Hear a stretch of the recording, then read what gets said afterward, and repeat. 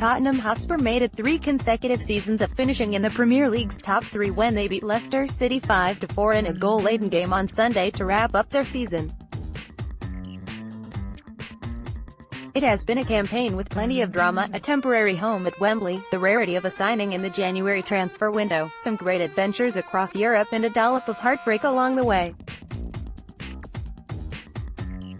Some players have stepped up to the mark, others have struggled with injury, the expectation or a lack of game time, and some have surprised everyone. It's time to look back over Tottenham's 2017-18 season and dish out our own awards in 9 different categories. Here we go. Tottenham Hotspur celebrate against Real Madrid. Image, photo by Lawrence Griffiths. Getty Images. Best performance. There are a few to consider here, with impressive victories against Liverpool, Manchester United, Chelsea, Arsenal and Borussia Dortmund, but one performance sent shockwaves across Europe. It wasn't just that Tottenham beat Real Madrid 3-1 at Wembley, it was that they did it in such style.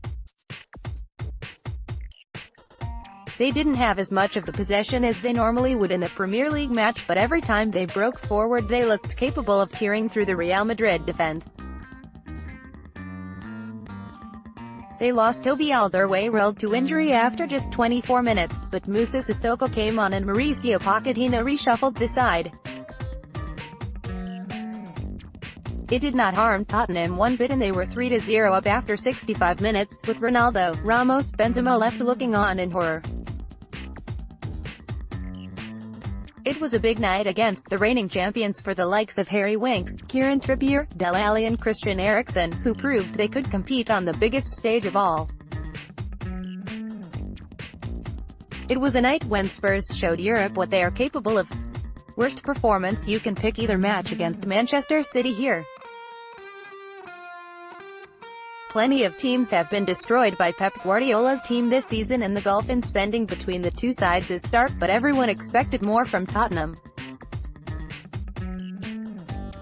They barely gave City much of a fight from the first whistle, only raising their game intermittently and between goals from Pep's side, losing 4-1 away and 3-1 at home. The only positive to have come from the first game was that it sparked a long, unbeaten run for Tottenham and they weren't defeated again in the Premier League until April. City. Victor Wanyama celebrates at Anfield. Photo by Clive Brunskill. Getty Images. Best goal. There have been some lovely team goals this season, starting all the way back in August with Ben Davies finishing off a great move at Newcastle on the opening day. Christian Eriksen's strike from distance at Stamford Bridge as Spurs ended that 28-year hoodoo was a thing of individual beauty. The winner though has to be the goal that the supporters rightly chose as the best this season, Victor Wanyama's thunderbolt at Anfield. The Kenyan is not a renowned goal scorer, in fact he barely hits the net, so when he comes up with a rocket from outside the box you sit up and take notice. It was the bright spot in a tough season for Wanyama and it helped Spurs on their way to digging out a result at Anfield. Tottenham fans celebrate their third goal against Real Madrid at Wembley.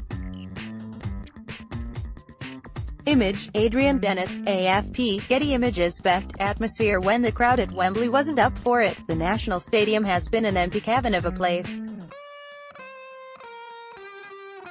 When the Spurs fans have got themselves going though, it's been brilliant, a wall of noise from more than 80,000 supporters. The Premier League record crowds in the victories against Liverpool, Manchester United and Arsenal were noisy ones and the atmosphere was horrific, but nothing beats that European night under the lights against Real Madrid. The fans were as much up for it as Pochettino's players were and their noise helped push the players to a famous victory against the reigning champions, with their famous faces. Davinson Sanchez in action against Newcastle. Best signing. Only one contender here, Davinson Sanchez. It has been an excellent introduction to English football from the Colombian. He's slipped perfectly into Spurs' backline and it's like he's always been there. Pochettino adores him as well and believes he's got all the tools to become one of the world's best defenders.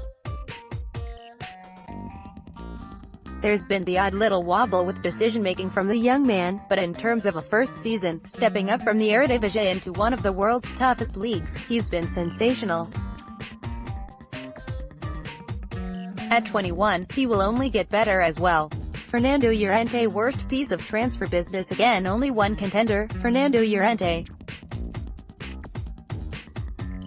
The club broke their policy for the Spaniard, spending £12 million on a 32-year-old. Pochettino lauded the signing as someone to finally help out Harry Kane and bristled at any comparisons with Vincent Janssen. On paper it made sense, with the World Cup winner bringing plenty of experience and big club mentality after scoring 15 goals the previous season for a struggling Swansea side. But for Tottenham, the goals just didn't come in the Premier League, other than one at his old club, and he looked lumbering on most occasions he took to the field. Even Pochettino began to lose faith and stopped picking him in his squads for a long spell. It looks like Llorente's spell at Tottenham will be for one season only. Serge Aurier most disappointing player. There have been a number of disappointments this season in terms of players struggling after and with injuries, but the one player who has probably fallen below expectations the most is another of Tottenham's summer signings, Serge Aurier.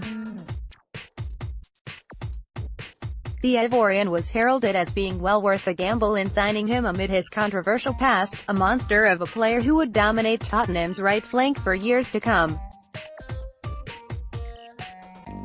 The reality hasn't quite been that. Aurier has got raw assets with his power and pace, but he needs to iron out the mistakes which have put his teammates in trouble, lunging tackles and those foul throws, bringing us 4 of those within 2 games, which left Pochettino laughing and annoyed in equal measure. There's a player in there, but it's going to need a fair bit of work from his manager, a renowned fullback whisperer, to bring him out. Kyle Walker-Peters celebrates scoring his first senior goal for Spurs breakthrough player. This hasn't really been a season for big breakthroughs, unlike last year with Harry Winks, but 2 young players have begun their first steps on the ladder to becoming first-team regulars, Juan Foyth and Kyle Walker-Peters. Walker-Peters wins this one because he's made 2 Premier League starts, both fine performances, while Foyth is still waiting for his beau in the English top flight. Walker-Peters made 9 appearances in all, his only struggle coming at Newport in the FA Cup when he was replaced at half-time. He scored his first ever goal for the club in the replay against Rockdale and registered 2 assists in that final game against Leicester. He may not have played much, but when Walker-Peters did, he impressed and had fans calling for him to get more opportunities. Pochettino and the club were also impressed, which is why he was handed a new 3-year contract this week. Jan Vertonghen player of the season in a season when Harry Kane has scored 41 goals. Someone must have had a very special campaign to prevent him from being named as the player of the season. Step forward Jan Vertonghen. The Belgian has been Tottenham's most consistent player this season, his performances never dropping below an 8 out of 10. He kept his high standards of last season and somehow bettered them, taking Toby Alderweireld's mantle as the club's most cool and composed player. With Davinson Sanchez's arrival, Vertonghen was able to get into more advanced positions up the pitch in the second half of the season, while guiding the young Colombian through life in the Premier League. He even finally broke that goal duck for Spurs, and the club are looking to tie him down to a new contract in the coming weeks. Pochettino has insisted on it. Keep up to date with the latest news, features and exclusive from Football London via the free Football London app for iPhone and Android. Available to download from the App Store and Google Play.